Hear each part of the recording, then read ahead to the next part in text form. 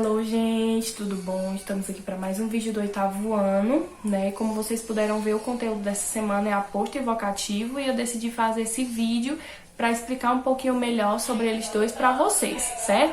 Então, para que serve o aposto, né? A gente vai começar com o aposto porque ele é um pouquinho mais extenso do que o vocativo. Então, para que serve o aposto? Ele serve para diversas coisas, mas eu só vou tratar com vocês 5 tipos, né? E cada tipo equivale a uma função dele na frase.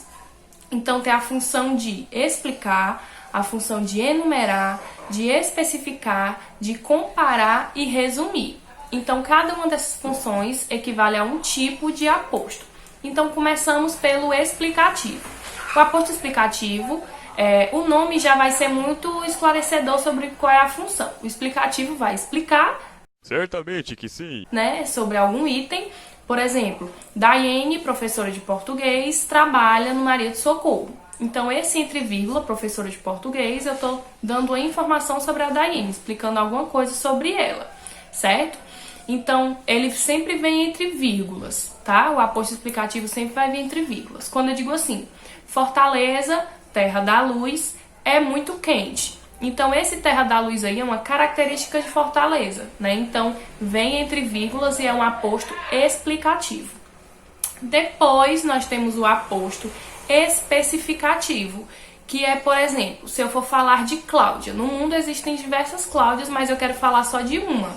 Eu digo assim, a Cláudia do 8º C ou a Cláudia do cabelo vermelho joga futsal.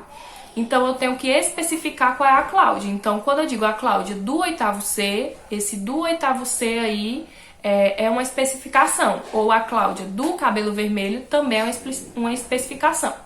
Quando eu digo assim, a professora Samara ensina inglês. Eu não estou falando de qualquer professora, estou falando da professora Samara, uma professora específica. Então, esse Samara também é um aposto especificador, certo? Uma rua, por exemplo, eu ando muito pela rua perimetral. Não é por qualquer rua, é a rua perimetral. Então, é uma especificação de qual a rua eu ando muito, certo? Depois, o enumerativo, né? Terceiro tipo, aposto enumerativo. É quando, claro, eu listo e enumero itens na minha oração.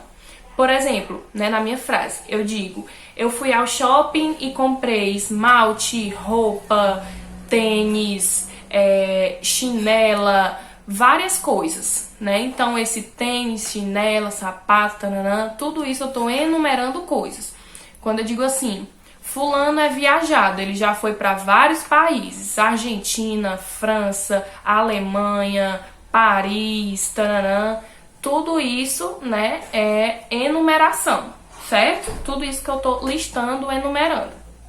Depois vem, né, o comparativo. O próprio nome já diz, é quando numa oração eu comparo algum item com outra coisa, né? Então, quando eu digo assim, a voz dele é oceano de muitas águas, acabava com o coração dela, né? Então, a voz, o som de muitas águas, né, oceano de muitas águas, aí eu tô comparando a voz da pessoa a um oceano, né, de muitas águas e tal. Quando eu digo assim, a sua risada, a harmonia mais maravilhosa, fazia ela sorrir muito, né? Então, esse que tá entre vírgulas, né, a harmonia, enfim, de música e etc, alguma coisa harmoniosa que vem entre vírgulas é uma comparação que eu estou fazendo à risada da pessoa, certo? Então, assim como o explicativo, o comparativo também vem entre vírgulas, certo? E por último, mas não menos importante, nós temos o resumidor, que ele vai fazer o quê? Resumir, exatamente. Então, o resumidor, na maioria das vezes ele vem depois do enumerativo, né?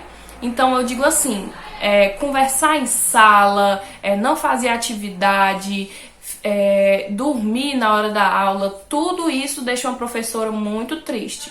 Então, qual é a palavra que eu estou usando para resumir o que eu disse? Tudo, né? Tudo isso deixa uma professora triste. Quando eu digo assim, Hoje eu comprei roupa, sapato, bolsa, relógio, tudo em promoção.